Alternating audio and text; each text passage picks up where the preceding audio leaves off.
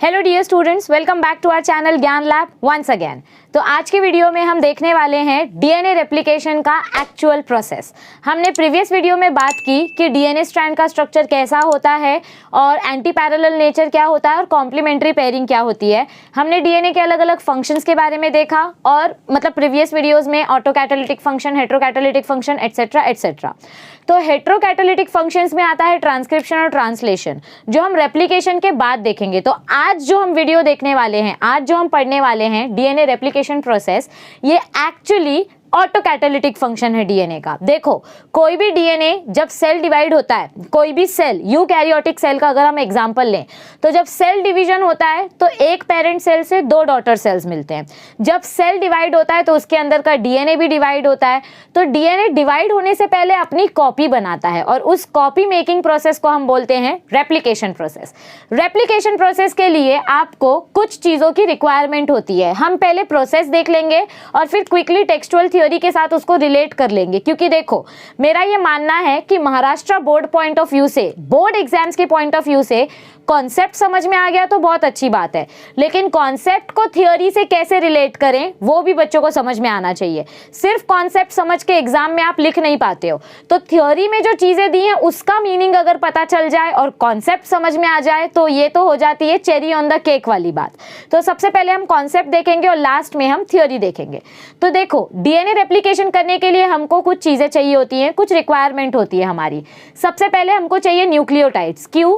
क्योंकि हमने देखा था कि डीएनए स्ट्रैंड न्यूक्लियोटाइड से बनता है और न्यूक्लियोटाइड्स बनते हैं फॉस्फेट ग्रुप, शुगर और नाइट्रोजनस बेसिस से।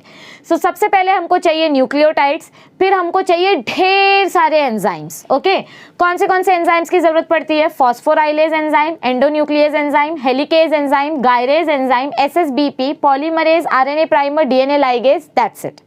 सो ये अलग अलग एंजाइम्स की मदद से किस तरीके से हम अपना डीएनए रेप्लिकेशन प्रोसेस सक्सेसफुल कर सकते हैं उसके बारे में हम पढ़ेंगे। अब सबसे पहली चीज आपको ये देखनी है, आपको ये इतना रिक्वायरमेंट समझ में आया है? पक्का? All right. तो अब देखो, सबसे पहला हमारा रिक्वायरमेंट क्या है? न्यूक्लियोटाइड्स का। सी, हमने क्या पढ़ा था हमारे प्रीवियस सेशन में कि आपका जो डीएनए स्ट्रैंड होता है, ये डीएनए स्ट्रैंड किससे बनता है? न्यूक्लियोटाइड से बनता है। किससे बनता है ये डीएनए स्ट्रैंड? न्यूक्लियोटाइड से बनता है। मतलब यहाँ पर आपका शुगर प्रेजेंट होगा, यहाँ पर नाइट्रोजन बेस और यहाँ पर फॉस्फेट। सेम उसी तरीके से यहाँ पर आपका शुगर प्रेजेंट होगा, यहाँ पर आपका फॉस्फेट और यहाँ पर आपका नाइट्रोजन बेस। तो ये जो न्यूक्लियोटाइड्स हैं, ये न्यूक्लियोटाइड्स आपके सेल के साइटोप्लाज्म में इनएक्टिव फॉर्म में प्रेजेंट होते हैं। कौन से फॉर्म में प्रेजेंट होते हैं? इनएक्टिव फॉर्म में। तो इनको एक्टिवेट करने के लिए हमको सबसे पहले एंजाइम की जरूरत पड़ती है फॉस्फोराइलेज। तो क्या करना पड़ता है? आपके साइटोप्लाज्म में जो इनएक्टिव न्यूक्लियोटाइड्स हैं वो किस तरीके से प्रेजेंट हैं? DGMP, DAMP, DCMP, DTMP, ऐसे अलग अलग न्यूक्लियोटाइड्स अपने अपने इनएक्टिव फॉर्म में प्रेजेंट है। कौन से फॉर्म में प्रेजेंट है? इनएक्टिव। इनएक्टिव यानी कि क्या होता है? मोनोफॉस्फेट के फॉर्म में। ये देखो, एमपी का मतलब, डी मतलब क्या होता है? Deoxyribose guanine monophosphate, deoxyribose adenine monophosphate, deoxyribose cytosine monophosphate, deoxyribose thymine monophosphate. अगर आपके न्यूक्लियोटाइड्स मोनोफॉस्फेट के फॉर्म में प्रेजेंट हैं तो इनको हम बोलते हैं इनएक्टिव। मुझे इन न्यूक्लियोटाइड्स को एक्टिवेट करना है, मुझे इन न्यूक्लियोटाइड्स को क्या करना है? एक्टिवेट करना है। और कोई भी मॉलिक्यूल जो फॉस्फेट से बना हुआ होता है वो तभी एक्टिवेट होता है जब वो ट्राइफॉस्फेट के फॉर्म में प्रेजेंट हो। तो अगर मुझे इसको एक्टिवेट करना है तो मुझे यहाँ एमपी की जगह पर टीपी करना पड़ेगा, मतलब मोनोफॉस्फेट की जगह पर ट्राइफॉस्फेट कन्वर्ट करना पड़ेगा, यानी कि मुझे दो फॉस्फेट मॉलिक्यूल्स ऐड करने पड़ेंगे। तो एडिशन ऑफ फॉस्फोरस, मुझे अपने न्यूक्लियोटाइड्स में क्या करना पड़ेगा? फॉस्फोरस ऐड करना पड़ेगा। तो फॉस्फोरस ऐड करने के लिए जो सबसे पहली एंजाइम हम यूज करते हैं वो है फॉस्फोराइलेज। फॉस्फोराइलेज एंजाइम की मदद से आपके जितने भी इनएक्टिव न्यूक्लियोटाइड्स हैं वो कन्वर्ट हो जाते हैं एक्टिव न्यूक्लियोटाइड्स में और वो बन जाते हैं DATP, DGTP, DCTP एंड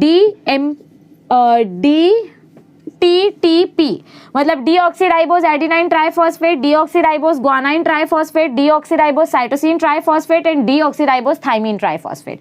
और अगर DUMP होगा तो डीऑक्सीराइबोज यूरासिल ट्राइफॉस्फेट। तो इसका मतलब डीएनए स्ट्रैंड बनाने के लिए न्यूक्लियोटाइड चाहिए। न्यूक्लियोटाइड प्रेजेंट है लेकिन इनएक्टिव फॉर्म में प्रेजेंट है, उनको एक्टिव करने के लिए फास्फोरस मॉलिक्यूल चाहिए, और फास्फोरस मॉलिक्यूल का बेस्ट सोर्स होता है एटीपी, क्योंकि एटीपी के पास होते हैं 3 phosphate molecule, adenine triphosphate, adenosine triphosphate. ATP का फुल फॉर्म क्या है? Adenosine triphosphate. इसके पास 3 फॉस्फेट मॉलिक्यूल है, तो जब ये ब्रेक डाउन होगा तो हमको मिलेगा एडीपी प्लस आईपी। ठीक है, तो ऐसे 2 एटीपी से हमको 2 फॉस्फेट मॉलिक्यूल मिलेंगे, 2 सिंगल फॉस्फेट मॉलिक्यूल मिलेंगे। तो एक मॉलिक्यूल को एक्टिवेट करने के लिए 2 एटीपी की जरूरत, एक मॉलिक्यूल को एक्टिवेट करने के लिए 2 एटीपी की जरूरत। इसलिए बोलते हैं कि बॉडी में एनर्जी की बहुत ज्यादा जरूरत होती है जब डीएनए रेप्लिकेशन होता है। तो हमने सबसे पहला स्टेप क्या किया? मुझे डीएनए रेप्लिकेशन करना है। डीएनए रेप्लिकेशन करना है मतलब डीएनए की कॉपी बनानी है। डीएनए की कॉपी बनानी है मतलब डीएनए के स्ट्रैंड्स बनाने पड़ेंगे, और डीएनए के स्ट्रैंड्स बनाने के लिए सबसे पहली चीज चाहिए न्यूक्लियोटाइड्स। न्यूक्लियोटाइड्स प्रेजेंट है लेकिन इनएक्टिव फॉर्म में प्रेजेंट है, उनको एक्टिवेट करना है। एक्टिवेट करने के लिए फास्फोरस ऐड करना पड़ेगा, और फास्फोरस कहां से आएगा? एटीपी से। एटीपी को ब्रेक करने में मदद करेगा फास्फोराइलेज, और एटीपी को ब्रेक करके जो फॉस्फेट मिलेगा वो आपके एमपी के साथ ऐड हो जाएगा, मतलब इनएक्टिव न्यूक्लियोटाइड के साथ ऐड हो जाएगा। तो फास्फोराइलेज एंजाइम का बहुत इंपॉर्टेंट रोल है, क्योंकि ये एंजाइम एटीपी को ब्रेक करके उसमें का फॉस्फेट न्यूक्लियोटाइड में ऐड करता है, और न्यूक्लियोटाइड इनएक्टिव फॉर्म से एक्टिव फॉर्म में कन्वर्ट हो जाता है। तो ये है आपका फर्स्ट स्टेप डीएनए रेप्लिकेशन का, एक्टिवेशन ऑफ न्यूक्लियोटाइड्स। आप थ्योरी में पढ़ेंगे तो आपको यही चीज दी गई है, हम बाद में देखेंगे, बट ये था आपका फर्स्ट स्टेप। यहां तक समझा है आपको? आगे बढ़ें। ऑल राइट, तो आपको फर्स्ट स्टेप समझ में आया है कि फर्स्ट स्टेप डीएनए रेप्लिकेशन करने के लिए क्या करना पड़ता है? न्यूक्लियोटाइड्स को एक्टिवेट करना पड़ता है। अब एक चीज मैं पहले बताना भूल गई, बट ये चीज हमेशा याद रखो, डीएनए कहाँ प्रेजेंट होता है? न्यूक्लियस के अंदर, और न्यूक्लियस कहाँ प्रेजेंट है? सेल के अंदर। तो आपका डीएनए रेप्लिकेशन ये प्रोसेस कहाँ होगा? देखो, ये आपका सेल है और ये आपका न्यूक्लियस है, और न्यूक्लियस के अंदर हमारा डीएनए है। तो डीएनए रेप्लिकेशन का जो प्रोसेस है वो हमेशा कहाँ होगा? न्यूक्लियस के अंदर होगा, इन यूकैरियोट्स। अगर हम यूकैरियोट्स की बात करें, एक मिनट, इधर स्पेलिंग बराबर लिख देती हूँ मैं। हाँ, अगर हम यूकैरियोट्स की बात करें तो यूकैरियोटिक ऑर्गेनिजम्स में डीएनए रेप्लिकेशन कहाँ पर होता है? न्यूक्लियस में होता है, और प्रोकैरियोटिक ऑर्गेनिजम्स में डीएनए रेप्लिकेशन साइटोप्लाज्म में होता है। तो ये जो न्यूक्लियोटाइड्स प्रेजेंट होते हैं इनएक्टिव फॉर्म में, जो न्यूक्लियोटाइड्स इनएक्टिव फॉर्म में प्रेजेंट होते हैं वो कहाँ पर प्रेजेंट होते हैं? एक्चुअली न्यूक्लियोप्लाज्म में प्रेजेंट होते हैं। कहाँ पर प्रेजेंट होते हैं? न्यूक्लियोप्लाज्म में। ये जो डॉट डॉट डॉट डॉट मैंने बनाया है ये आपके इनएक्टिवेटेड न्यूक्लियोटाइड्स हैं। ये आपके क्या हैं? इनएक्टिवेटेड न्यूक्लियोटाइड्स हैं। इनको एक्टिवेट करने के लिए एटीपी की जरूरत पड़ती है। एटीपी को ब्रेक करके फॉस्फोराइलेज एंजाइम की मदद से हम इनको एक्टिव कर देते हैं, और एक्टिव होने के बाद ये बन जाते हैं डीएटीपी, मतलब ट्राइफॉस्फेट। मोनोफॉस्फेट से ट्राइफॉस्फेट बन जाते हैं। डीएनए रेप्लिकेशन का जितना भी प्रोसेसिंग है, जो भी प्रोसेस है, सब न्यूक्लियस के अंदर होगा। ये सारे के सारे एंजाइम्स न्यूक्लियस के अंदर ही काम करेंगे। ठीक है, तो चलो अब देखो, अब देखते हैं हम सेकेंड स्टेप हमारा क्या है। मैंने आपको क्या बोला? पहले हम प्रोसेस समझ लेंगे फिर हम थ्योरी देखेंगे। तो अब हमारा सेकेंड स्टेप क्या बताया गया है? आपका डीएनए जो है उसमें एक पर्टिकुलर पॉइंट पे ही रेप्लिकेशन होता है। देखो ध्यान से सुनो, मैं क्या बताने जा रही हूँ। ये समझो, ये आपका डीएनए ये आपका डीएनए स्ट्रैंड है। क्या है? ये आपका हेलिकल डीएनए स्ट्रैंड है। ठीक है, ये यूकैरियोटिक डीएनए है। ये कौन सा डीएनए है? ये यूकैरियोटिक डीएनए है। और यहाँ पर मैंने बनाया प्रोकैरियोटिक डीएनए। अब आपको भी पता है कि प्रोकैरियोटिक डीएनए जो होता है वो सर्कुलर फॉर्म में होता है। प्लास्मिड आपने सुना होगा, तो plasmid DNA is always circular, या प्रोकैरियोट्स का जो डीएनए होता है वो हमेशा सर्कुलर फॉर्म में होता है। तो अगर प्रोकैरियोटिक डीएनए को अपना कॉपी बनाना है, देखो प्रोकैरियोटिक का डीएनए भी डबल स्ट्रैंडेड है। प्रोकैरियोटिक का डीएनए कैसा है? डबल स्ट्रैंडेड है। तो अगर प्रोकैरियोटिक डीएनए को अपना कॉपी बनाना है तो उनके अंदर क्या होगा? यहाँ पर कहीं पर एक कट किया जाएगा, मतलब यहाँ पर एक रेप्लिकेशन फोक तैयार होगा, और जिसकी मदद से क्या देखने को मिलेगा? हमको यहाँ पर एक रेप्लिकेशन बबल जैसा स्ट्रक्चर देखने को मिलेगा। ऐसा एक स्ट्रक्चर हमको देखने को मिलेगा जहाँ पर आपका रेप्लिकेशन स्टार्ट होगा। तो प्रोकैरियोटिक डीएनए जो होता है इनका रेप्लिकेशन एक पर्टिकुलर डायरेक्शन में होता है। समझ में आ रही है बात? और यूकैरियोटिक रेप्लिकेशन जो होता है, यूकैरियोटिक रेप्लिकेशन किसी भी डायरेक्शन में हो सकता है। देखो ध्यान से सुनो, मैं क्या बताती हूँ। ये प्रोकैरियोटिक रेप्लिकेशन 1 मिनट के लिए अपने दिमाग से निकाल दो। हम यूकैरियोटिक रेप्लिकेशन के ऊपर फोकस करते हैं तो आपको प्रोकैरियोटिक रेप्लिकेशन समझेगा। आपके पास डीएनए स्ट्रैंड है, double stranded helical DNA strand का स्ट्रक्चर है हमारे पास। इसका हमको रेप्लिकेशन करना है। रेप्लिकेशन मतलब क्या होता है, एक डीएनए से दूसरे डीएनए की कॉपी बनानी है। रेप्लिकेशन मतलब एक डीएनए का कॉपी बनाना है, ठीक है। तो रेप्लिकेशन करने के लिए मुझे सबसे पहले इस डीएनए स्ट्रैंड को ब्रेक करना पड़ेगा। क्या करना पड़ेगा, मुझे इस डीएनए स्ट्रैंड को ब्रेक करना पड़ेगा। तो ये जो इतना लंबा कंटिन्यूअस डीएनए स्ट्रैंड है, इसको ब्रेक करके मुझे क्या मिलेगा, मुझे मिलेगा एक रेप्लिकेशन बबल। मतलब क्या होता है, देखो आपके पास ऐसा कंटिन्यूअस डीएनए स्ट्रैंड है, ओके, आपके पास ऐसा कंटिन्यूअस डीएनए स्ट्रैंड है। अगर मुझे इसकी मल्टीपल कॉपीज बनानी है तो मुझे ये डीएनए की कोडिंग्स पता चलनी चाहिए। देखो अगर मुझे इसका कॉपी बनाना है, समझो आपको बोला गया है कि रीबॉक शूज का कॉपी बनाओ, तो पहले आप रीबॉक शूज देखते हो कि उसका स्टाइल कैसा है, उसका पैटर्न कैसा है, फिर आप उसकी कॉपी बनाओगे। मतलब ऐसे कि इमेजिन करो, मैं कॉपी करने नहीं बोल रही हूँ वरना बायो पेटेंट का इशू हो जाएगा। बेसिकली मैं क्या बोलने की कोशिश कर रही हूँ कि जब भी आपको किसी चीज़ की नकल उतारनी होती है तो पहले आप ओरिजिनल चीज़ को अच्छे से रीड करते हो, उसको अच्छे से समझते हो। तो अगर मुझे डीएनए की कॉपी बनानी है तो मुझे ओरिजिनल पेरेंट डीएनए को समझना पड़ेगा। पेरेंट डीएनए किस चीज़ से बने हैं, न्यूक्लियोटाइड से बने हैं। तो जो न्यूक्लियोटाइड का सीक्वेंस है, मतलब ATGC का जो सीक्वेंस है, वो सीक्वेंस मुझे समझना पड़ेगा। यहाँ पर ऐसे अलग अलग न्यूक्लियोटाइड्स अटैच्ड है, ऐसे अलग अलग न्यूक्लियोटाइड्स अटैच्ड है। एक जगह पर A है, एक जगह पर T, एक जगह G, एक जगह C, फिर A, फिर T, फिर G, फिर C। तो ये इसको हम बोलते हैं न्यूक्लियोटाइड सीक्वेंस। इसको हम क्या बोलते हैं, न्यूक्लियोटाइड सीक्वेंस। तो ये सीक्वेंस रीड करने के लिए मुझे इस पर्टिकुलर पार्ट को ब्रेक करना पड़ेगा। तो हमारे नाइट्रोजनस बेसिस के बीच में जो हाइड्रोजन बॉन्ड प्रेजेंट होता है, A और T के बीच में 2 हाइड्रोजन बॉन्ड्स, G और C के बीच में 3 हाइड्रोजन बॉन्ड्स। तो हमारे नाइट्रोजनस बेसिस के बीच में जो हाइड्रोजन बॉन्ड्स प्रेजेंट होते हैं, यहाँ पे बीच में जो हाइड्रोजन बॉन्ड्स प्रेजेंट होते हैं, इन हाइड्रोजन बॉन्ड्स को मुझे कट करना पड़ेगा। क्या करना पड़ेगा, इन हाइड्रोजन बॉन्ड्स को, यहाँ से एक एंजाइम आएगी, वो एंजाइम इस हाइड्रोजन बॉन्ड्स को कट कर देगी। ठीक है, कौन सी एंजाइम होती है उसका मैं बात बताऊंगी आपको। तो हमने क्या किया, यहाँ के बीच के हाइड्रोजन बॉन्ड्स को कट कर दिया। तो जिन हाइड्रोजन बॉन्ड्स ने इन 2 स्ट्रैंड्स को पकड़ के रखा था, अब वो हाइड्रोजन बॉन्ड टूट गए, तो ये दोनों स्ट्रैंड एक दूसरे से अलग हो जाएंगे। ये दोनों स्ट्रैंड एक दूसरे से अलग हो जाएंगे तो ऐसा एक बबल जैसा स्ट्रक्चर मिलेगा। इस बबल जैसे स्ट्रक्चर को हम बोलते हैं रेप्लिकेशन बबल, या इसका नाम है, इसको आप बोल सकते हो रेप्लिकेशन बबल, या इसका दूसरा नाम है रेप्लिकॉन। मतलब जहां पर आपके यूकैरियोटिक डीएनए में जहां पर रेप्लिकेशन होने वाला है उस पार्ट को हम बोलते हैं रेप्लिकॉन या रेप्लिकेशन बबल। अब क्या होगा, देखो ये जो नाइट्रोजनस बेसिस थे, अब वो नाइट्रोजन बेस सिंगल सिंगल मुझे दिखाई देंगे कि यहाँ पर कौन से नाइट्रोजन बेस थे। और यहाँ मतलब समझो अगर यहाँ पर A था तो यहाँ पर T होगा, यहाँ G था तो यहाँ C होगा, यहाँ T था तो यहाँ A होगा, यहाँ C, यहाँ G, ऐसे अलग अलग नाइट्रोजनस बेसिस जो प्रेजेंट है अब मुझे प्रॉपरली खुलकर दिखेंगे। मुझे जब ये प्रॉपरली नाइट्रोजनस बेसिस खुलकर दिखेंगे तो मैं इनके जैसे दूसरा स्ट्रैंड बना पाऊंगी। ठीक है, उधर पहुंचते हैं, पहले हम अच्छे से रेप्लिकेशन बबल को समझ लेते हैं।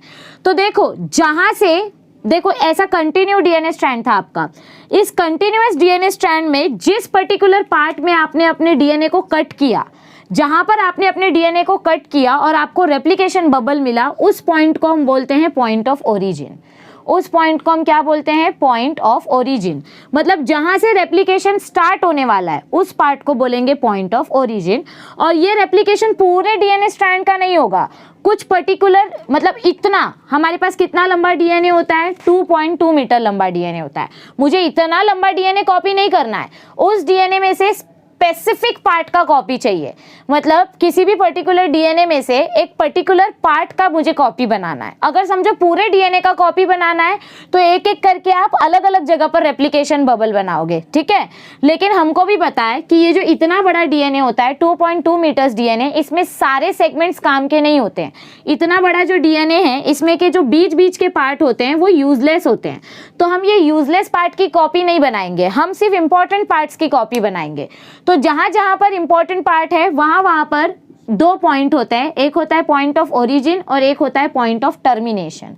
आपके टेक्स्ट बुक में जो सेकेंड टाइटल दिया गया है replication, point of origin and point of termination, तो जहां से आपने अपने डीएनए स्ट्रैंड को सेपरेट किया, जहां से आपने डीएनए में कट बांधा, उस पॉइंट को बोलते हैं पॉइंट ऑफ ओरिजिन। अब यहां से रेप्लिकेशन होना स्टार्ट होगा। रेप्लिकेशन कैसे होगा मैं बताती हूँ। तो यहां से आपका रेप्लिकेशन प्रोसेस स्टार्ट होगा और जहां पर ये प्रोसेस स्टॉप होगा उस पॉइंट को हम बोलेंगे पॉइंट ऑफ टर्मिनेशन। तो पॉइंट ऑफ ओरिजिन मतलब जहां से डीएनए रेप्लिकेशन स्टार्ट होने वाला है और पॉइंट ऑफ टर्मिनेशन मतलब जहां पर ये प्रोसेस स्टॉप होने वाला है। तो अब देखो प्रोकैरियोट्स और यूकैरियोट्स में क्या डिफरेंस होता है। प्रोकैरियोट्स का डीएनए कितना होता है, बहुत छोटा सा होता है। कितना लंबा डीएनए होता है प्रोकैरियोट्स का, 1100 माइक्रोमीटर का। और यूकैरियोट्स का डीएनए कितना होता है, 2.2 माइक्रोमीटर का। जितना लंबा डीएनए होगा उतने ज्यादा रेप्लिकेशन बबल बनेंगे। समझो यहाँ पर और एक रेप्लिकेशन बबल बन गया। ऐसा इमेजिन करो कि ये आपका ऐसा लंबा कंटिन्यू डीएनए स्ट्रक्चर है, ओके और यहाँ पर और एक रेप्लिकेशन बबल बन रहा है। थोड़ा छोटा बनाऊंगी मैं इसको, मतलब ये देखो, ये हटा देती हूँ मैं ऊपर का रीडिंग। यहाँ पर इमेजिन करो ऐसा और एक रेप्लिकेशन बबल बन गया। ये पॉइंट खुला है, ये पॉइंट खुला है, ये इधर, ये इधर, ठीक है। तो ऐसा और एक रेप्लिकेशन बबल बन गया। तो एक ही डीएनए में मल्टीपल रेप्लिकेशन बबल्स हो सकते हैं इन यूकैरियोटिक सेल। आपका जो यूकैरियोटिक सेल होता है उसका डीएनए बहुत बड़ा है। इतने बड़े डीएनए में आपको अलग अलग जगह पर रेप्लिकेशन बबल मिल सकते हैं। ये एक रेप्लिकेशन बबल, ये दूसरा रेप्लिकेशन बबल, यहाँ कहीं पर इसका तीसरा रेप्लिकेशन बबल होगा। तो जितना बड़ा डीएनए उतने सारे रेप्लिकेशन बबल्स आपको देखने को मिलेंगे। और प्रोकैरियोटिक का डीएनए सर्कुलर फॉर्म में प्रेजेंट होता है। सर्कुलर फॉर्म में प्रेजेंट होने की वजह से इसके पास एक ही रेप्लिकेशन बबल बनता है। तो इसीलिए प्रोकैरियोटिक में एक ही रेप्लिकेशन बबल बनता है और वो एक ही डायरेक्शन में रेप्लिकेट होता है। इसीलिए प्रोकैरियोटिक रेप्लिकेशन को बोलते हैं यूनिडायरेक्शनल और यूकैरियोटिक रेप्लिकेशन को हम बोलते हैं बायडायरेक्शनल। ये बायडायरेक्शनल कैसे होता है वो हम देखेंगे। और नहीं, यूकैरियोटिक डीएनए को आप यूनिडायरेक्शनल बोलते हो क्योंकि ये एक ही डायरेक्शन में रेप्लिकेट होता है। और ये बायडायरेक्शनल होता है, ये यहाँ पे भी रेप्लिकेट हो सकता है या इस डायरेक्शन में भी रेप्लिकेट हो सकता है या इस डायरेक्शन में भी रेप्लिकेट हो सकता है। देखो प्रोकैरियोट्स के रेप्लिकेशन का डायरेक्शन कुछ मैटर नहीं करता क्योंकि छोटा सा डीएनए है, उसको अपना सिंगल कॉपी बनाना है, उसमें एक ही रेप्लिकेशन बबल होता है, इतना याद रखो आप। डायरेक्शन प्रोकैरियोट्स के लिए डायरेक्शन ज्यादा मैटर नहीं करता है। प्रोकैरियोट्स के लिए मैटर ये करता है कि उनके पास एक ही रेप्लिकेशन बबल है। प्रोकैरियोट्स के पास कितने रेप्लिकेशन बबल है, एक ही रेप्लिकेशन बबल है क्योंकि उनका डीएनए बहुत छोटा है। यूकैरियोट्स का डीएनए इतना बड़ा है तो उनके पास मल्टीपल रेप्लिकेशन बबल होते हैं और रेप्लिकेशन बबल का दूसरा नाम है रेप्लिकॉन। अब इस रेप्लिकॉन में कौन से एंजाइम्स यूज होंगे और कैसे रेप्लिकेशन होगा वो हम देखते हैं। आपको इतना समझ में आया कि जहां पर हम डीएनए को कट करेंगे स्ट्रैंड्स अलग करने के लिए, उस पार्ट को बोलते हैं पॉइंट ऑफ ओरिजिन। ओरिजिन मतलब यहां से रेप्लिकेशन स्टार्ट होगा, इनिशिएशन पॉइंट, स्टार्टिंग पॉइंट।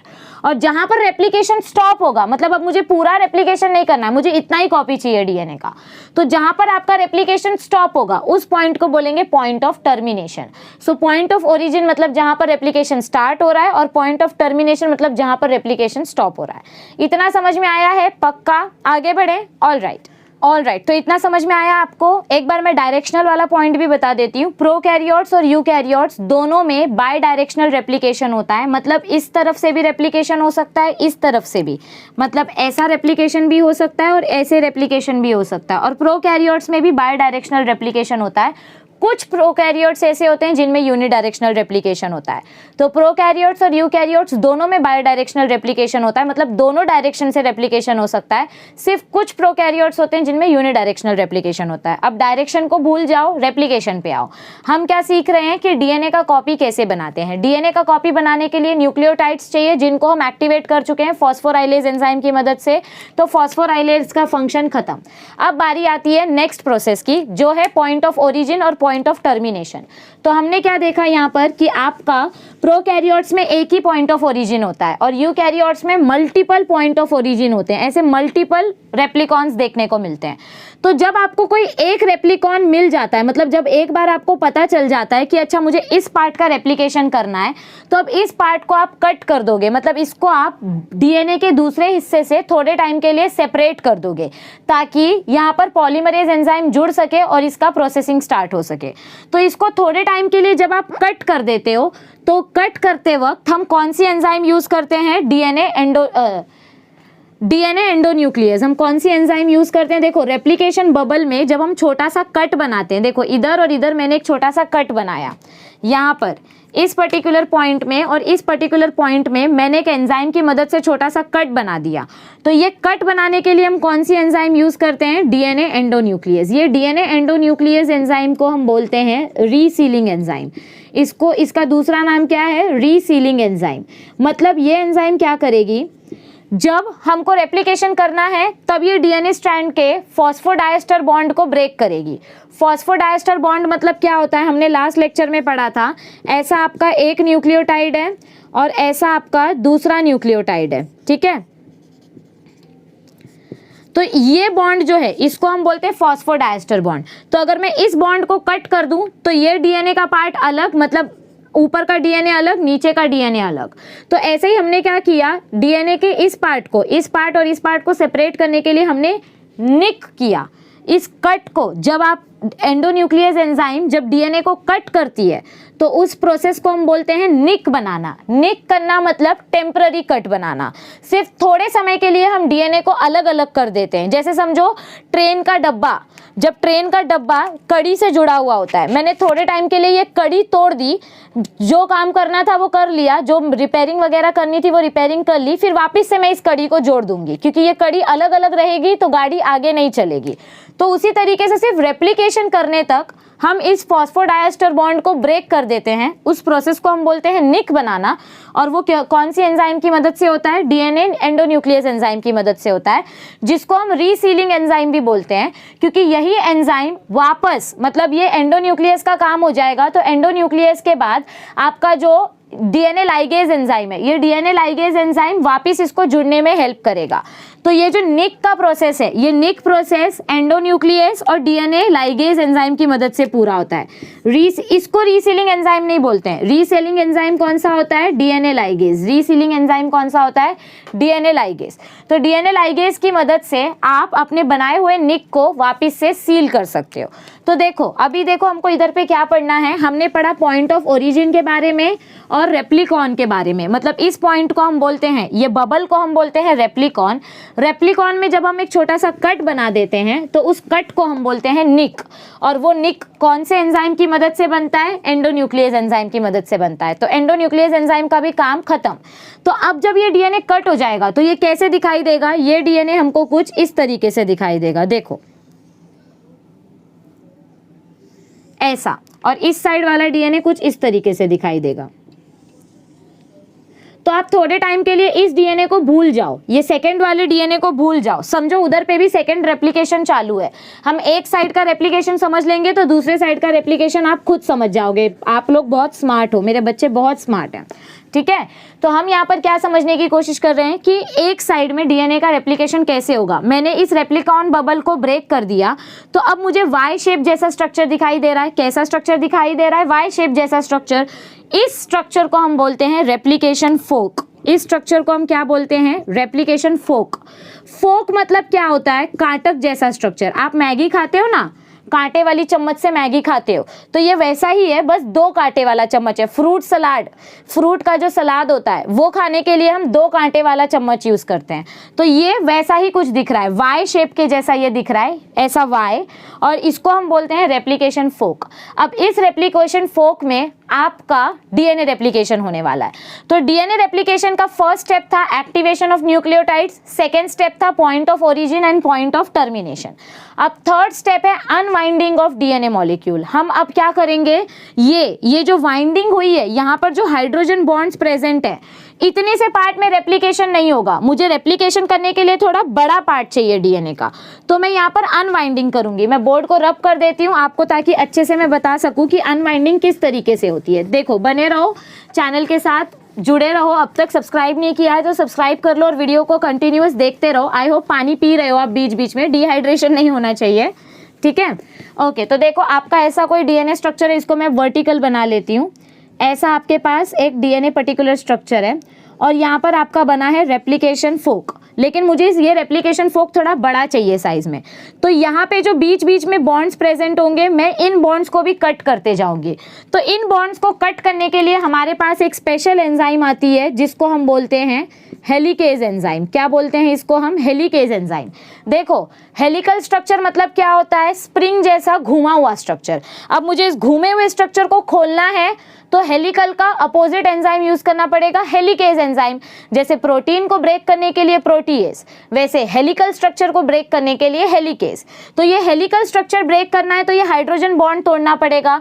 जैसे जैसे हाइड्रोजन बॉन्ड टूटते जाएंगे ये ट्विस्टिंग खुलती जाएगी, ठीक है। तो देखो, हेलिकेज एंजाइम जब अपना काम कर देती है तो हमको डीएनए का कैसा स्ट्रक्चर देखने को मिलता है? हमको डीएनए का ऐसा कुछ स्ट्रक्चर देखने को मिलता है।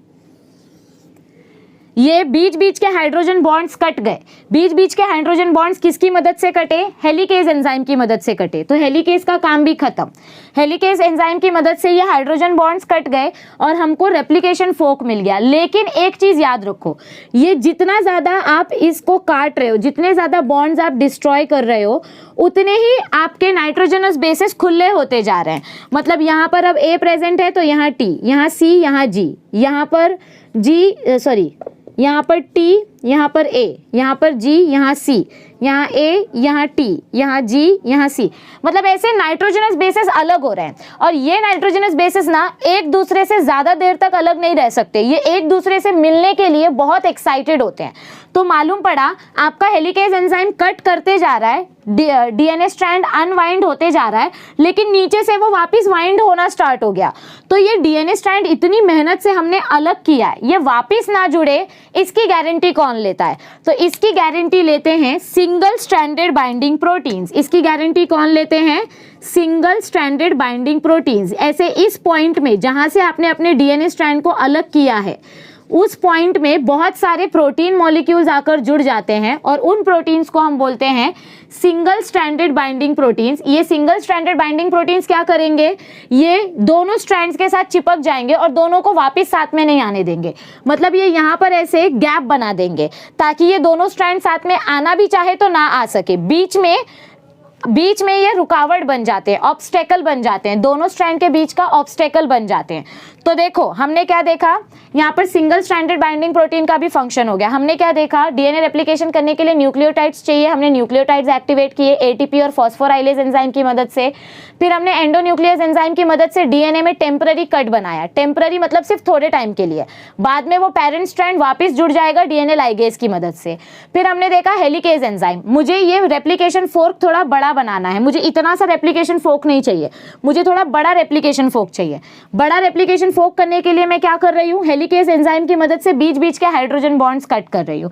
हाइड्रोजन बॉन्ड्स कट करूंगी तो बड़ा रेप्लिकेशन फोर्क मिलेगा, लेकिन बड़े रेप्लिकेशन फोर्क के जो नाइट्रोजनस बेसिस है वो आपस में एक दूसरे से वापस मिलने के लिए एक्साइटेड है। उनको वापस मिलने दे दिया तो वापस से ये डीएनए स्ट्रक्चर ऐसा ट्विस्ट हो जाएगा, मेरी मेहनत बर्बाद हो जाएगी। ये नहीं होने देना है, इसीलिए मैं यहाँ पर single stranded binding proteins attach कर दूंगी। क्या कर दूंगी? यहाँ पर मैंने क्या कर दिया? SSBP बाइंडिंग प्रोटीन्स अटैच कर दिया है, सिंगल स्ट्रैंडेड बाइंडिंग प्रोटीन्स, जिसकी मदद से अब मेरा रेप्लिकेशन फोर्क वैसा ही बना रहेगा। अब रेप्लिकेशन फोर्क में वापस ट्विस्टिंग नहीं होगी। तो यहाँ तक आपको समझ में आया SSBP का काम क्या होता है? तो इसकी मदद से हमने किया अनवाइंडिंग ऑफ डीएनए स्ट्रक्चर। क्या किया हमने यहाँ पर? अनवाइंडिंग ऑफ डीएनए मॉलिक्यूल किया। अब हम बढ़ते हैं आगे की प्रोसेस की तरफ। ऑल राइट, तो हमने क्या देखा? हमारे पास जो ऐसा डीएनए का हेलिकल स्ट्रक्चर था, इसको हमने सेपरेट करके रेप्लिकेशन फोर्क बना लिया। इसको हम बोलते हैं रेप्लिकेशन फोर्क। रेप्लिकेशन फोर्क जब बनता है तो ये जो सिंगल स्ट्रैंडेड स्ट्रक्चर्स होते हैं इनको हम बोलते हैं टेम्पलेट स्ट्रक्चर। क्या बोलते हैं इनको हम? टेम्पलेट स्ट्रक्चर, ठीक है। और हमारा जो डीएनए स्ट्रैंड होता है वो डायरेक्शनल होता है, मतलब अगर ये वाला स्ट्रैंड 5' है तो ये कंटिन्यू हो के देखो यहाँ से ऐसे जा रहा है, ऐसे जा रहा है, ऐसे जा रहा है, तो इस वाले स्ट्रैंड का एंड पॉइंट होगा 3'। हमने देखा था ना डीएनए स्ट्रक्चर कैसा होता है, एक स्ट्रैंड का ऊपर का एंड अगर 5' है तो नीचे का एंड 3' होगा। वैसे ही दूसरा स्ट्रक्चर जो है, अगर ये वाला 5' है तो ये 3' होगा, क्योंकि अपोजिट एंड सामने सामने होते हैं। तो अगर ये एंड 3' है तो ये एंड 5' होगा। तो इसका सिंप्लीफाइड वर्जन मैंने यहाँ पर बनाया जो आपकी टेक्स्ट बुक में दिया गया है। तो अब इस पार्ट को, जिसका कॉपी हम बनाने वाले हैं, इस पार्ट को हम बोलेंगे, मतलब रेप्लिकेशन फोर्क वाला जो पार्ट है इसको हम बोलेंगे टेम्पलेट। इस रीजन को हम क्या बोलेंगे? Template region. तो अब देखो टेम्पलेट रीजन में क्या होगा, अब टेम्पलेट रीजन में आपका न्यू डीएनए स्ट्रैंड बनना स्टार्ट होगा। Synthesis of new DNA strand, ये आपका 5th स्टेप है। कैसे न्यू डीएनए स्ट्रैंड्स बनेंगे, देखो यहाँ पर ऑलरेडी बहुत सारे नाइट्रोजनस बेसिस प्रेजेंट हैं। क्या प्रेजेंट है यहाँ पर, बहुत सारे नाइट्रोजनस बेसिस प्रेजेंट है। डीएनए का जो सिंगल स्ट्रैंडेड स्ट्रक्चर होता है उसको हम बोलते हैं टेम्पलेट स्ट्रैंड। मतलब इमेजिन करो यहाँ पर ए प्रेजेंट है, टी जी ए सी टी जी ए सी टी जी, ऐसे एक स्ट्रैंड के बेसिस हैं। और जब ये स्ट्रैंड इकट्ठे थे, जब ये स्ट्रैंड्स जुड़े हुए थे, तो इनके कॉम्प्लीमेंट्री पेयर्स प्रेजेंट थे यहाँ पर। मतलब यहाँ ए के साथ टी प्रेजेंट था, सी के साथ जी, ए सी टी, रुको ये यहाँ बना देती हूँ मैं, ठीक है। फिर यहाँ पर आ जाएगा जी, यहाँ आ जाएगा ए सी टी जी, यहाँ पर आ जाएगा ए, यहाँ पर आ जाएगा सी, ये हटा दो, ठीक है। तो जब आपका ये डीएनए ऐसा था, ट्विस्टेड था, तो इनके कॉम्प्लीमेंट्री पेयर साथ में प्रेजेंट थे, बीच में बॉन्ड्स था। लेकिन इसको मैंने अलग कर दिया, इसको मैंने खोल दिया, ऐसे खींच के अलग कर दिया, रेप्लिकेशन फोर्क बना दिया, तो अब ये टेम्पलेट स्ट्रैंड्स बन गए। क्या बन गए, अब ये टेम्पलेट स्ट्रैंड्स बन गए। तो अब हमारे पास नेक्स्ट एंजाइम आता है डीएनए पॉलीमरेज। अब हमारे पास कौन से एंजाइम का मेन फंक्शन आता है, डीएनए पॉलीमरेज एंजाइम। ये डीएनए पॉलीमरेज एंजाइम सिर्फ एक ही डायरेक्शन में काम करता है। ध्यान से सुनो मैं क्या बोलने जा रही हूं। आपका डीएनए पॉलीमरेज एंजाइम जो है वो एक ही डायरेक्शन में काम करता है। इधर देखो लिख रही हूं मैं, डीएनए पॉलीमरेज एंजाइम जो होता है, डीएनए पॉल, ये एक ही डायरेक्शन में काम करता है, 5' to 3'।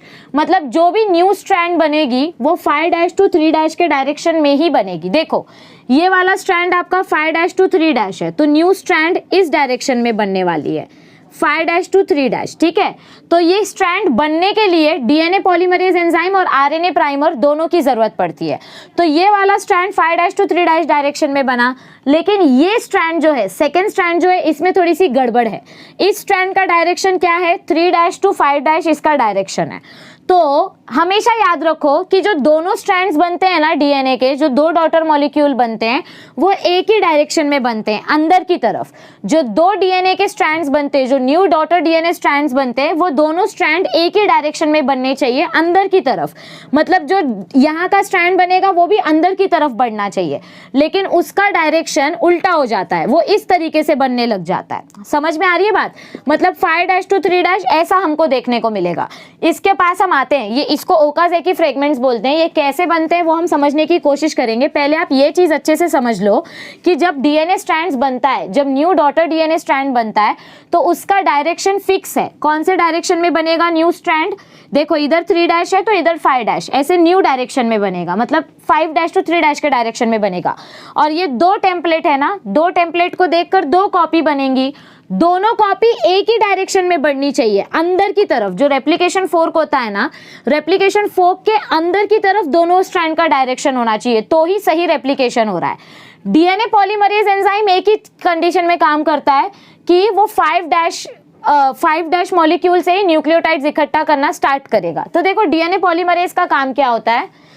डीएनए पॉलीमरेज एक ऐसा एंजाइम है, देखो यहाँ पर ऐसा समझो, ऐसा आपका डीएनए पॉलीमरेज का स्ट्रक्चर है, ऐसा कुछ आपके डीएनए पॉलीमरेज का स्ट्रक्चर है। डीएनए पॉलीमरेज एक ऐसा एंजाइम है जो हमारे सिंगल स्ट्रैंडेड डीएनए को डबल स्ट्रैंडेड डीएनए बनाने में हेल्प करता है। देखो पॉलीमरेज वर्ड का मतलब क्या होता है, पॉलीमर मतलब क्या होता है, जो बहुत सारे मोनोमर्स को मिला के पॉलीमर बन रहा है। मतलब छोटे छोटे मॉलिक्यूल को बना के एक लंबा मॉलिक्यूल बन रहा है, उसको पॉलीमर बोलते हैं। तो डीएनए पॉलीमरेज का काम क्या होता है, वो सिंगल स्ट्रैंडेड मॉलिक्यूल को, मतलब सिंगल स्ट्रैंडेड डीएनए को डबल स्ट्रैंडेड डीएनए बनाने में हेल्प करेगा। लेकिन डीएनए पॉलीमरेज अकेले काम नहीं कर सकता, उसको लगती है आरएनए प्राइमर की मदद। मतलब आपका ये जो डीएनए पॉलीमरेज है, ये डीएनए पॉलीमरेज आरएनए प्राइमर की मदद से ही न्यू स्ट्रैंड बनाता है।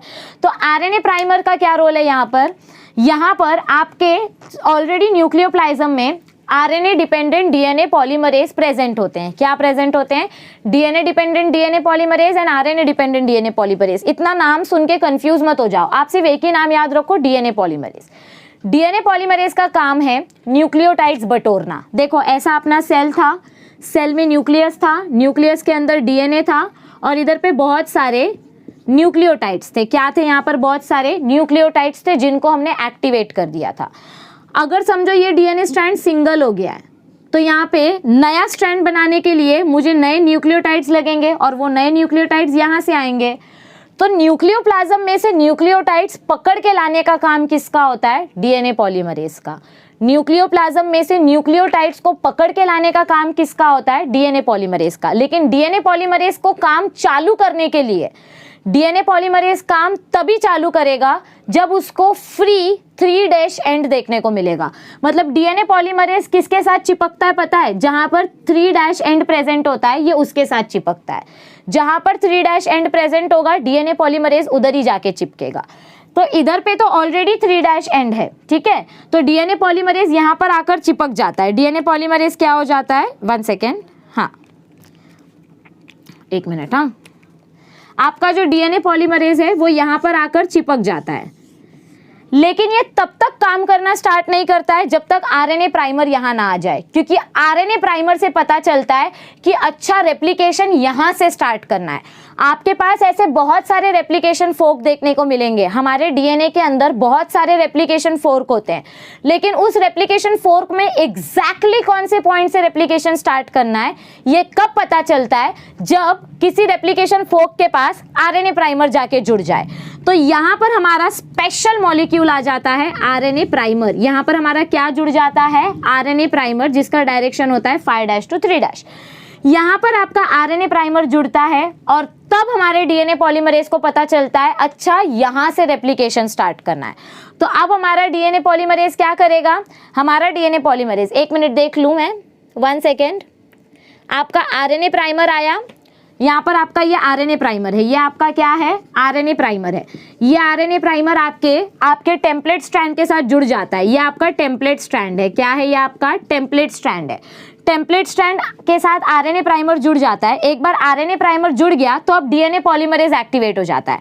अब ये डीएनए पॉलीमरेज क्या करेगा? ये न्यूक्लियोप्लाज्म में से न्यूक्लियोटाइड्स लेना स्टार्ट करेगा। ये क्या करेगा? न्यूक्लियोप्लाज्म में से न्यूक्लियोटाइड्स इकट्ठा करना चालू करेगा। और जैसे न्यूक्लियोटाइड्स एक साथ आते जाएंगे, यहाँ पर समझो इसका न्यूक्लियोटाइड आएगा, जी के साथ कौन सा न्यूक्लियोटाइड होता है? सी। टी के साथ कौन सा न्यूक्लियोटाइड होता है? ए। सी के साथ जी, यहाँ टी, यहाँ सी। तो ऐसे हमारे डीएनए पॉलीमरेज ने जैसे जैसे ये डीएनए पॉलीमरेज आगे बढ़ेगा, मतलब यहाँ पर है तो वो पहले इसका न्यूक्लियोटाइड लाएगा, फिर यहाँ जाएगा डीएनए पॉलीमरेज तो इसका न्यूक्लियोटाइड लाएगा, फिर यहाँ जाएगा डीएनए पॉलीमरेज तो इसका न्यूक्लियोटाइड लाएगा। तो जैसे जैसे डीएनए पॉलीमरेज आगे बढ़ता है वो कॉम्प्लीमेंट्री न्यूक्लियोटाइड्स पेयर लेकर आता है और जिससे हमको देखने को मिलता है डीएनए का नया स्ट्रैंड। ये आपका बन गया डीएनए का नया स्ट्रैंड जो हमारे टेम्पलेट स्ट्रैंड के साथ मैच कर रहा है, मतलब कॉम्प्लीमेंट्री है।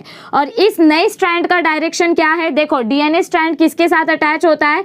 डीएनए पॉलीमरेज एंजाइम किसके साथ चिपकता है? जहां 3' एंड होगा। यहाँ पे 3' एंड था और यहाँ पे भी 3' एंड था, इसीलिए डीएनए पॉलीमरेज इसके साथ चिपका।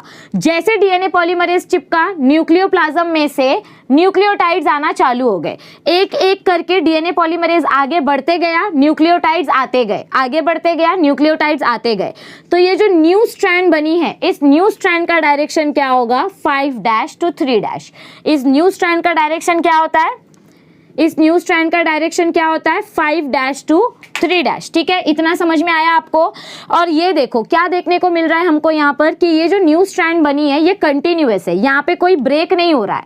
मतलब ये डीएनए पॉलीमरेज ने इसका न्यूक्लियोटाइड लाया, अब ये डीएनए पॉलीमरेज आगे बढ़ा तो इसका भी न्यूक्लियोटाइड अवेलेबल है, तो वो इसका भी न्यूक्लियोटाइड कंटिन्यू ला रहा है। मतलब उसको चेन ब्रेक करने की जरूरत नहीं पड़ रही है क्योंकि डायरेक्शन सेम है, डायरेक्शन फेवरेबल है। तो इसको हम बोलते हैं, मतलब ये देखो, ये टेम्पलेट जो है, जिस टेम्पलेट का स्ट्रैंड कंटिन्यूअस बनता है उस टेम्पलेट को हम बोलते हैं लीडिंग टेम्पलेट। क्या बोलते हैं उसको हम? Leading template. और इस लीडिंग टेम्पलेट का जो कॉम्प्लीमेंट्री स्ट्रैंड बना है, इस स्ट्रैंड को हम बोलते हैं लीडिंग स्ट्रैंड। क्या बोलते हैं हम इसको? Leading strand. देखो, लीडिंग वर्ड का मतलब होता है कंटिन्यू। लीडिंग वर्ड का मतलब क्या होता है, कंटिन्यूअस स्ट्रैंड, बीच में कोई भी ब्रेक देखने को नहीं मिला है। मैंने आपको स्टार्टिंग में क्या बोला था कि जो दोनों साइड से न्यू स्ट्रैंड्स बनेंगी वो न्यू स्ट्रैंड्स एक ही डायरेक्शन में बनेंगी अंदर की तरफ, और न्यू स्ट्रैंड्स का डायरेक्शन हमेशा क्या होना चाहिए, 5' to 3'। लेकिन अब यहाँ पर गड़बड़ हो जाती है। यहाँ पर क्या गड़बड़ होती है, हमको इस डायरेक्शन में डीएनए बनाना है, हमको क्या करना है, इस डायरेक्शन में डीएनए बनाना है, लेकिन यहाँ पर तो ऑलरेडी 5 प्राइम एंड है, यहाँ पर ऑलरेडी 5 प्राइम एंड है, और 5 प्राइम के सामने 5 प्राइम नहीं आ सकता, क्योंकि 5 प्राइम अगर सामने आएगा तो जी के साथ जी बॉन्ड होगा, टी के साथ टी बॉन्ड होगा, सी के साथ सी बॉन्ड होगा, कॉम्प्लीमेंट्री पेयरिंग नहीं होगी। कॉम्प्लीमेंट्री पेयरिंग नहीं होगी तो ये पूरा का पूरा डॉटर स्ट्रैंड यूजलेस हो जाएगा। तो 5' के सामने फिर 3' आ रहा है, लेकिन हमने क्या पढ़ा कि डीएनए पॉलीमरेज कैसे काम करता है, 5' to 3' के डायरेक्शन में काम करता है। तो अब ऐसी सिचुएशन में क्या होता है, ऐसी सिचुएशन में क्या किया जाता है, आपका जो आरएनए प्राइमर है वो आरएनए प्राइमर यहाँ पर आएगा। आपका आरएनए प्राइमर थोड़ा ऊपर की तरफ आता है। आरएनए प्राइमर का डायरेक्शन क्या है, 3' to 5'। तो यहाँ पर आपका डीएनए पॉलीमरेज एंजाइम आएगा। ये डीएनए पॉलीमरेज एंजाइम क्या करेगा, ये डीएनए पॉलीमरेज एंजाइम सी का न्यूक्लियोटाइड ढूंढ के लाएगा जी, और आगे बढ़ेगा टी का न्यूक्लियोटाइड ढूंढेगा ए, और आगे बढ़ेगा जी का न्यूक्लियोटाइड ढूंढेगा सी। मतलब ऐसा एक छोटा सा सेगमेंट बनेगा।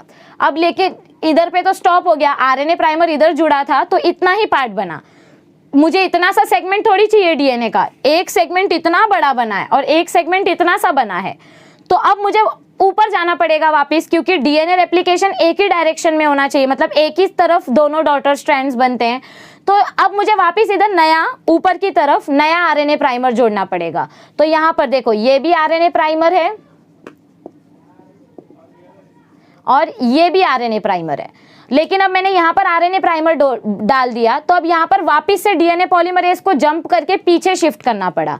जब हमारे डीएनए पॉलीमरेज को पीछे आना पड़ता है, जब हमारे डीएनए पॉलीमरेज को पीछे आना पड़ता है तो यहाँ पर थोड़ा सा गैप रह जाता है। यहाँ पर क्या रह जाता है, गैप रह जाता है, क्योंकि डीएनए पॉलीमरेज को जंप करके जाना पड़ता है। तो ये जो बीच का गैप है, अब देखो वापस डीएनए पॉलीमरेज स्ट्रैंड बनाएगा, लेकिन छोटा सा स्ट्रैंड बनेगा। तो ऐसे बीच बीच में देखो न्यू स्ट्रैंड का डायरेक्शन ऊपर की तरफ ही बढ़ रहा है, पर नीचे से ऊपर जा रहा है। मतलब धीरे धीरे करके न्यू स्ट्रैंड्स बन रहे हैं, बट बीच बीच में गैप रह जा रहा है। बीच बीच में क्या रह जा रहा है, ऐसे गैप रह जा रहा है। ये स्ट्रैंड्स है और ये बीच बीच का जो ब्लू वाला पार्ट है, देखो ये वाला पार्ट, ये आपका गैप है, ठीक है। तो आपको ऐसे डीएनए के छोटे छोटे फ्रेगमेंट्स मिल रहे हैं, और मैं इतने छोटे छोटे टुकड़ों का क्या करूंगी, मुझे तो एक कंटिन्यू लंबा डीएनए चाहिए। तो हम क्या करते हैं, देखो डीएनए पॉलीमरेज का एंजाइम, डीएनए पॉलीमरेज एंजाइम का काम क्या है, न्यूक्लियोटाइड्स बटोरना और न्यू स्ट्रैंड बनाना, तो इसका फंक्शन हो गया। और आरएनए प्राइमर का काम क्या है, डीएनए पॉलीमरेज को रास्ता दिखाना। आरएनए प्राइमर क्या करता है, आरएनए प्राइमर जहां पर चिपकेगा वहीं पर डीएनए पॉलीमरेज जाएगा। तो आरएनए प्राइमर का काम है डीएनए पॉलीमरेज को रास्ता दिखाना, और डीएनए पॉलीमरेज का काम है न्यू न्यूक्लियोटाइड्स को लाकर जोड़ना। लेकिन अब यहाँ पर ये जो आधे आधे टुकड़े वाले डीएनए सेगमेंट्स बने, इन टुकड़ों को हम बोलते हैं ओकाज़ाकी फ्रेगमेंट्स। इन टुकड़ों को हम क्या बोलते हैं, ओकाज़ाकी फ्रेगमेंट्स। और इनका डायरेक्शन भी देखो क्या है, ये जो ओकाज़ाकी फ्रेगमेंट्स है इनका डायरेक्शन क्या है, 5' to 3', क्योंकि डीएनए पॉलीमरेज एक ही डायरेक्शन में काम करता है, 5' to 3'। तो ये छोटे से टुकड़े का डायरेक्शन 5' to 3', इसका डायरेक्शन 5' to 3'। तो जो छोटे छोटे फ्रेगमेंट्स हमको डीएनए के मिले हैं उनको हम बोलते हैं ओकाज़ाकी फ्रेगमेंट्स। उन फ्रेगमेंट्स को हम क्या बोलते हैं, ओकाज़ाकी फ्रेगमेंट्स। और ये फ्रेगमेंट्स का डायरेक्शन जैसा होना चाहिए वैसा ही है। लेकिन अब मैं ये बीच के गैप का क्या करूं, जो बीच में छोटे छोटे गैप्स प्रेजेंट है, मैं उन गैप्स का क्या करूं। तो उन गैप्स को भरने के लिए हमारे पास आती है एक नई एंजाइम, डीएनए लाइगेज। ये डीएनए लाइगेज एंजाइम क्या करेगी, जहां जहां पर डीएनए में गैप्स प्रेजेंट होंगे उन गैप्स को ये एंजाइम सील कर देगी। क्या कर देगी, ये एंजाइम उन गैप्स को सील कर देगी। तो आपको यहां पर भी फिर एक ऐसा कंटिन्यू स्ट्रैंड देखने को मिलेगा। क्या देखने को मिलेगा, आपको यहां पर एक कंटिन्यू स्ट्रैंड देखने को मिलेगा। तो जो स्ट्रैंड कंटिन्यू बन रही थी उसको बोला हमने लीडिंग स्ट्रैंड, और जो स्ट्रैंड रुक रुक के बनती है उसको हम बोलते हैं लैगिंग स्ट्रैंड। देखो ये हटा देती हूँ, इस रुक रुक के बनने वाली स्ट्रैंड को हम क्या बोलते हैं, मतलब जहां ओकाज़ाकी फ्रेगमेंट्स बनते हैं उस स्ट्रैंड को हम बोलते हैं लैगिंग स्ट्रैंड। लैगिंग मतलब रुक रुक के आगे बढ़ना।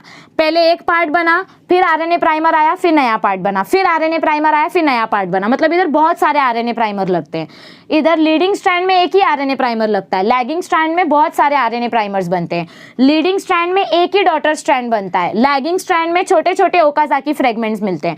ओकाज़ाकी फ्रेगमेंट्स को आपस में चिपका कर एक कंटिन्यू स्ट्रैंड बनाने के लिए, देखो यहाँ पर गैप था, यहाँ पर गैप था, इस गैप को सील कर दिया। कौन सी एंजाइम की मदद से? डीएनए लाइगेज के एंजाइम की मदद से। क्योंकि डीएनए लाइगेज एंजाइम के पास ये पावर होती है कि वो न्यूक्लियोप्लाज्म में से एक्स्ट्रा न्यूक्लियोटाइड्स को लाकर अपने फ्रेगमेंट्स को ज्वाइन कर सके।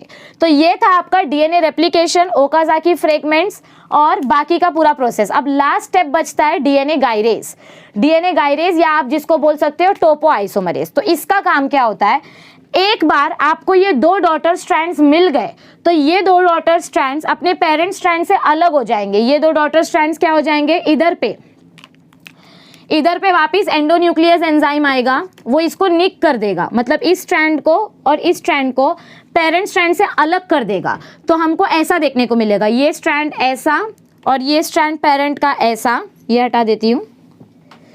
यहाँ पर ये न्यू डॉटर स्ट्रैंड बना और यहाँ पर ये न्यू डॉटर स्ट्रैंड बना। तो ऐसे दो डॉटर स्ट्रैंड्स हमको देखने को मिले, मतलब दो डॉटर डीएनए हमको देखने को मिले, जहाँ पर आधा डीएनए पेरेंट का है, एक स्ट्रैंड ओल्ड स्ट्रैंड है। ये वाला स्ट्रैंड जो है, ब्लैक कलर से बताती हूँ, ये पुराना वाला स्ट्रैंड है, दिस इज पेरेंट का स्ट्रैंड, ओके, दोनों ही कंडीशन में। और जो रेड वाला स्ट्रैंड है, दिस इज न्यू स्ट्रैंड। तो इसको हम बोलते हैं सेमी कंजर्वेटिव डीएनए रेप्लिकेशन। इसको हम क्या बोलते हैं? सेमी कंजर्वेटिव डीएनए रेप्लिकेशन, जहां पर आधा डीएनए पेरेंट्स का है, जिसमें से मेन इंफॉर्मेशन हमने रीड की और उस इंफॉर्मेशन के अकॉर्डिंग हमने न्यू स्ट्रैंड बनाई। तो न्यू स्ट्रैंड को हम बोलते हैं डॉटर डीएनए। ठीक है, तो अब क्या होगा? अब हमको इनको ट्विस्ट करना है, वापिस हेलिकल फॉर्म में लाना है। तो इसको वापिस से ऐसा बनाने के लिए, हेलिक्स के फॉर्म में लाने के लिए हम कौन सी एंजाइम यूज करते हैं? Enzyme gyrase. DNA gyrase enzyme का काम होता है स्ट्रेट डीएनए को ट्विस्ट करना, और अगर ज्यादा ट्विस्टिंग हो गई है तो उसको रिलैक्स करना। मतलब डीएनए में अगर ज्यादा स्ट्रेस हो रहा है, देखो अगर समझो जब आप रेप्लिकेशन फोक बना रहे थे तो ऊपर की तरफ ज्यादा प्रेशर, समझो जब चोटी होती है, चोटी को अगर हम नीचे से ज्यादा खींचेंगे तो ऊपर की चोटी टाइट हो जाती है, इतनी टाइट हो जाती है कि बाल टूटने लग जाते हैं। तो बाल नहीं टूटने देना है तो हम रबर को थोड़ा सा लूज कर देते हैं। सेम उसी तरीके से अगर जब आप डीएनए फोर्क बना रहे हो, रेप्लिकेशन फोर्क बना रहे हो हेलिकेज एंजाइम की मदद से, तो ऊपर की तरफ प्रेशर बढ़ता है, उस प्रेशर को रिलीज करने के लिए गायरेज एंजाइम यूज होती है। और एक बार रेप्लिकेशन हो जाता है तो डीएनए को वापस हेलिकल स्ट्रक्चर में लाने के लिए भी गायरेज एंजाइम यूज होती है, जिसका दूसरा नाम है टोपोआइसोमरेज। तो इस तरीके से हमारे सारे एंजाइम्स का यूज हो गया, हमारा पूरा डीएनए रेप्लिकेशन प्रोसेस खत्म हो गया और आपको मिल गए आपके दो डॉटर डीएनए मॉलिक्यूल्स। अब ये दो डॉटर डीएनए मॉलिक्यूल्स दो डॉटर सेल्स में जाएंगे। तो इस तरीके से डीएनए रेप्लिकेशन का प्रोसेस होता है खत्म। अब क्विकली हम देख लेते हैं थ्योरी वाला पार्ट, ताकि आपको भी अच्छे से कंटेंट समझ में आ जाए। तो चलो थ्योरी देखो फटाफट। पहला स्टेप क्या है? Activation of nucleotides. The 4 type of nucleotides of DNA, that is dAMP, dGMP, dCMP and dTMP are present in the nucleoplasm. ये न्यूक्लियोटाइड्स कहाँ प्रेजेंट होते हैं? न्यूक्लियोप्लाज्म में प्रेजेंट होते हैं। और इनको एक्टिवेट कैसे किया जाता है? They are activated by ATP in the presence of enzyme phosphorylase. This results in the formation of, ATP में से आप फॉस्फोरस निकाल के डीएएमपी में डालते हो, मतलब मोनोफॉस्फेट को ट्राइफॉस्फेट में कन्वर्ट कर देते हो, जिसके वजह से आपको मिलता है डीऑक्सीराइबोन्यूक्लियोटाइड ट्राइफॉस्फेट्स, जो है dATP, dGTP, dCTP and dTTP. This process is known as phosphorylation. फिर आता है सेकेंड स्टेप, यानी कि point of origin and initiation point. It begins at a specific point O, that is origin, and terminates at point T. हमने बताया था कि जहां से निक स्टार्ट होगा, जहां से रेप्लिकेशन बबल बनना स्टार्ट होगा, उस पॉइंट को बोलेंगे ओरिजिन पॉइंट, और जहां पर रेप्लिकेशन बबल स्टॉप हो जाएगा उस पॉइंट को बोलेंगे termination point. Origin is flanked by T sites, मतलब ओरिजिन पॉइंट कहां पर खत्म होगा? जहां T साइट आ जाएगा। The unit of DNA in which replication occurs, और जो बीच का पार्ट रहता है जहां पर एक्चुअल रेप्लिकेशन होता है, उस पार्ट को हम बोलते हैं replicon. In prokaryotes there is only one replicon. आपके टेक्स्ट बुक में प्रिंटिंग मिस्टेक है, वो ओनली का स्पेलिंग रॉन्ग है, वो करेक्ट कर लो। तो प्रोकैरियोट्स में एक ही रेप्लिकॉन होता है, लेकिन यूकैरियोट्स में मल्टीपल रेप्लिकेशन यूनिट्स होते हैं। ओके, तो क्या बोला गया है? In prokaryotes there is only one replicon, however in eukaryotes there are several replicons in tandem. Tandem मतलब रिपीटेड, बार बार रेप्लिकेशन यूनिट्स देखने को मिलते हैं यूकैरियोटिक डीएनए में। At the point O, enzyme endonuclease nicks one of the strands of DNA. Origin point के पास आपके दोनों स्ट्रैंड में से एक स्ट्रैंड में कट किया जाता है ताकि रेप्लिकेशन फोक मिल सके, और वो सिर्फ टेम्पररी पीरियड के लिए होता है। The nick occurs in the sugar phosphate bond. दोनों स्ट्रैंड में भी निक कर सकते हैं, और ये निक कहाँ पर होता है? शुगर फॉस्फेट बॉन्ड के बीच में। Okay, now third process is unwinding of DNA molecule. DNA को अनवाइंड करना है तो बीच के हाइड्रोजन बॉन्ड्स तोड़ने पड़ेंगे हेलिकेज एंजाइम की मदद से। So now enzyme DNA helicase operates by breaking weak hydrogen bonds in the vicinity of O। Vicinity मतलब आजू बाजू में, पॉइंट ऑफ ओरिजिन के आजू बाजू में जो भी हाइड्रोजन बॉन्ड्स है, हेलिकेज एंजाइम उसको कट करते जाएगा और रेप्लिकेशन फोक बनाते जाएगा। Okay, the strands of DNA separate and unwind. तो आपके जो डीएनए स्ट्रैंड ट्विस्टेड थे, अब वो धीरे धीरे करके खुलने लगेंगे। This unwinding is bidirectional and it continues as Y shaped replication fork. और ये दोनों डायरेक्शन में होता है, ऊपर की तरफ भी रेप्लिकेशन फोर्क बनता है, नीचे की तरफ भी रेप्लिकेशन फोर्क बनता है। Okay, each separated strand act as template. और जो ये सेपरेटेड स्ट्रैंड होती है इसको हम बोलते हैं template strand. Okay, The two separated strands are prevented from recoiling by single-stranded binding proteins. मैंने क्या बोला था? दो स्ट्रैंड्स जो अलग हो गई हैं वो वापस एक साथ जुड़ ना जाएं, इसीलिए कौन सी प्रोटीन्स उधर पे आके अटैच हो जाती हैं? Single stranded binding proteins. SSB proteins remain attached to both the separated strands so as to facilitate, यहाँ facilitate का spelling wrong है, FACILITATE।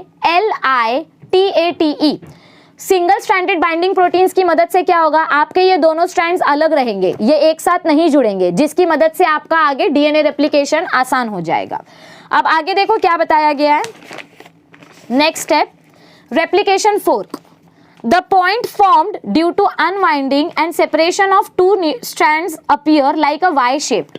जब अनवाइंडिंग हो जाता है तो हमको वाई शेप जैसा स्ट्रक्चर देखने को मिलता है, और उसको हम बोलते हैं रेप्लिकेटिंग या replication fork. The unwinding of strands imposes strain. जब आप दो स्ट्रैंड्स को अलग कर रहे हो, मतलब जब आप ऐसे समझो यहाँ पर चोटी है, आप जब इन दो स्ट्रैंड्स को अलग करते हो तो ऊपर की तरफ स्ट्रेस बढ़ता है, ऊपर की तरफ स्ट्रेन बढ़ता है। Okay, so the unwinding of strands imposes, impose करना मतलब बनाना, it imposes strain which is relieved by super helix relaxing enzyme. तो ऊपर की तरफ जो स्ट्रेन बन रहा है उस स्ट्रेन को रिलीज करने के लिए रिलैक्सिंग एंजाइम की यूज किया जाता है, that is gyrase enzyme. Next comes synthesis of new strands. अब क्या होगा? अब आपके रेप्लिकेशन फोर्क में डीएनए पॉलीमरेज एंजाइम और आरएनए प्राइमर आके जुड़ जाएंगे और आपका न्यू स्ट्रैंड बनेगा। So each separated strand act as mould और टेम्पलेट। याद रखो, डीएनए के सिंगल स्ट्रैंड को टेम्पलेट बोलते हैं, टेम्पलेट को देखकर ही न्यू स्ट्रैंड बनता है। Okay, for the synthesis of new complementary strand, मतलब आपके पास अब टेम्पलेट स्ट्रैंड है, टेम्पलेट स्ट्रैंड को देखकर आपका न्यू कॉम्प्लीमेंट्री स्ट्रैंड बनेगा। It begins with the help of a small RNA molecule called RNA primer. ये आरएनए प्राइमर के बिना शुरू ही नहीं हो सकता, क्योंकि आरएनए प्राइमर ही डीएनए पॉलीमरेज को रास्ता दिखाता है। So it begins with the help of small RNA molecule called RNA primer. RNA primer get associated with the 3' end of template strand and attracts complementary nucleotides from surrounding nucleoplasm। तो क्या बोला गया है हमको इधर पे? RNA primer जो है वो टेम्पलेट मॉलिक्यूल के साथ जुड़ जाएगा और उस टेम्पलेट मॉलिक्यूल के पास DNA पॉलीमरेज आएगा। DNA पॉलीमरेज जो है वो RNA प्राइमर की मदद से न्यूक्लियोटाइड्स को इकट्ठा करेगा और न्यू स्ट्रैंड बनाएगा। ओके, RNA प्राइमर अकेला न्यूक्लियोटाइड्स नहीं जमा करता है, RNA प्राइमर और DNA पॉलीमरेज दोनों मिलकर न्यूक्लियोटाइड्स को इकट्ठा करते हैं। These nucleotides molecules bind to the complementary nucleotides on the template strand by forming hydrogen bonds। तो जो न्यू न्यूक्लियोटाइड्स आ रहे हैं वो कॉम्प्लीमेंट्री पेयरिंग करेंगे, मतलब A के साथ T बाइंड होगा, G के साथ C बाइंड होगा। The newly bound nucleotides get interconnected by phosphodiester bonds। और ये जो न्यू न्यूक्लियोटाइड्स आएंगे इनके बीच में कौन सा बॉन्ड्स बनते जाएगा? फॉस्फोडाइस्टर बॉन्ड बनते जाएगा, जिससे डीएनए की एक स्ट्रेट चेन बन जाएगी। Okay, forming a polynucleotide strand. The synthesis of new complementary strand is catalysed by enzyme DNA polymerase. तो अब बताया कि डीएनए पॉलीमरेज की एंजाइम की मदद से ही न्यू स्ट्रैंड बनता है। The new complementary strand is always formed in the direction of 5' to 3'। याद रखो, नया स्ट्रैंड हमेशा कौन से डायरेक्शन में बनता है? 5' to 3' के डायरेक्शन में। अब बताया leading strand and lagging strand के बारे में। The template with the free 3' and is called leading template and with 5' and is called lagging template. देखो, ये वाला टेम्पलेट स्ट्रैंड का फ्री एंड में 3' था, तो इसको बोलते हैं लीडिंग टेम्पलेट। इस टेम्पलेट के फ्री एंड में 5' है, तो इसको बोलेंगे लैगिंग टेम्पलेट। लीडिंग टेम्पलेट का जो कॉम्प्लीमेंट्री स्ट्रैंड बनेगा उसको बोलेंगे लीडिंग स्ट्रैंड। लैगिंग टेम्पलेट का जो कॉम्प्लीमेंट्री स्ट्रैंड बनेगा उसको बोलेंगे lagging strand. Okay, all right, किधर गए हम? हाँ, the process of replication always starts at 3rd carbon end of template strand. Replication कहाँ से स्टार्ट होगा? हमेशा 3rd कार्बन से स्टार्ट होगा। Okay, and proceed towards the C5 and.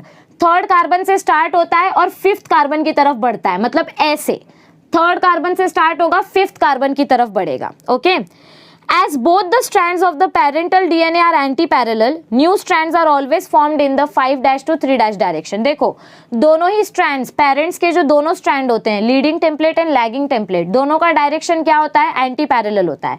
एक 5' to 3', एक 3' to 5'।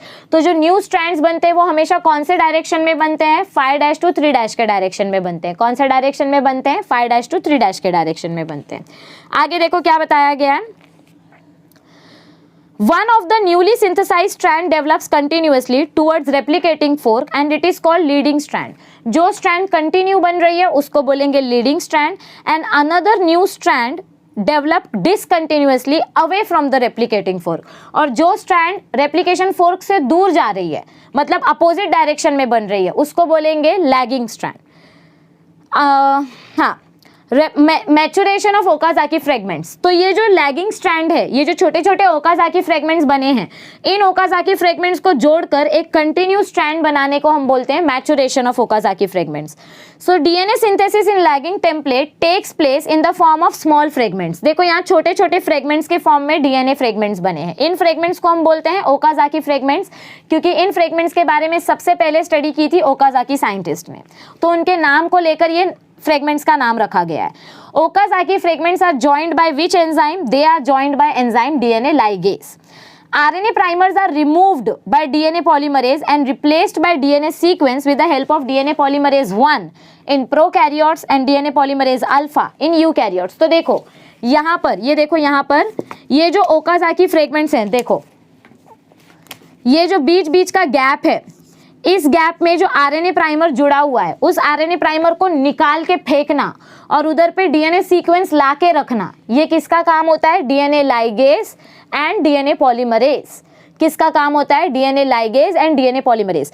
डीएनए पॉलीमरेज 1 प्रोकैरियोट्स में हेल्प करता है और डीएनए पॉलीमरेज अल्फा यूकैरियोट्स में हेल्प करता है ओकाजाकी फ्रेगमेंट्स को जोड़ने में। डीएनए पॉलीमरेज के 3 टाइप होते हैं, DNA polymerase 1, DNA polymerase 2, DNA polymerase 3। तो DNA polymerase alpha is a type of DNA polymerase 3 which takes place in eukaryotes. Okay, alright. Finally last step में क्या होगा? डीएनए गाइरेज, या जिसको आप बोलते हो topoisomerase enzyme, it forms double helix to form daughter DNA molecules. तो आपको जो ऐसे स्ट्रेट डीएनए मॉलिक्यूल्स दिखते हैं, ये स्ट्रेट डीएनए मॉलिक्यूल्स किसमें कन्वर्ट हो जाते हैं? हेलिकल स्ट्रक्चर में। कौन से एंजाइम की मदद से? डीएनए गाइरेज एंजाइम की मदद से। और लास्ट स्टेप है formation of daughter DNA molecules. आपको एंड में, at the end of replication we get 2 daughter DNA molecules. हमको एक पेरेंट से 2 डॉटर डीएनए मॉलिक्यूल्स मिले। Okay, so we get 2 daughter DNA molecules. In each daughter DNA 1 strand is parental. दोनों ही DNA में देखो, एक स्ट्रैंड पुरानी है, पेरेंट्स की है, और जो न्यू स्ट्रैंड है वो रेड कलर की है। सो 1 strand is parental and the other 1 is totally new. Thus 50% is contributed by mother DNA। Mother father जो भी है, मतलब जो पेरेंट डीएनए है, पेरेंट डीएनए में से सिर्फ 50% डीएनए आया और बाकी का 50% डीएनए जो है वो सेल ने खुद बनाया। इसीलिए हम इस डीएनए रेप्लिकेशन को बोलते हैं semi conservative replication. Semi means half DNA पुराना, हाफ डीएनए नया। तो आई होप आपको semi conservative replication of DNA बहुत अच्छे से समझ में आया होगा। हमने बहुत मेहनत की है, मैंने बहुत मेहनत की है ये वीडियो को ज़्यादा बेटर से बेटर तरीके में समझाने की। फिर भी अगर कोई डाउट है तो प्लीज़ कमेंट सेक्शन में मेंशन करो, मैं कोशिश करूंगी कि आपके डाउट्स के आंसर्स दे सकूं। पर वीडियो को ट्राई करना 2 से 3 बार देखने के लिए, और जितना हो सके उतना टेक्स्ट बुक की थ्योरी को 2 बार रीड करने की कोशिश ज़रूर करना। अगर और अच्छे वीडियोस चाहिए तो फटाफट चैनल को सब्सक्राइब करो, फ्रेंड्स के साथ शेयर करो, बने रहो ज्ञान लैब चैनल के साथ। एग्जाम्स की डेट आ चुकी है, प्रिपरेशन करते रहो, मुझे सबके अच्छे मार्क्स चाहिए। मैं अपना पूरा ट्राई कर रही हूँ आपको ज़्यादा से ज़्यादा मटेरियल प्रोवाइड करने का। तो आप भी हमें सपोर्ट करो, फ्रेंड्स के साथ शेयर करो, लाइक बटन पे क्लिक करो और सब्सक्राइब करो। चलिए बने रहिए ज्ञान लैब चैनल के साथ। Thank you, see you soon, stay tuned.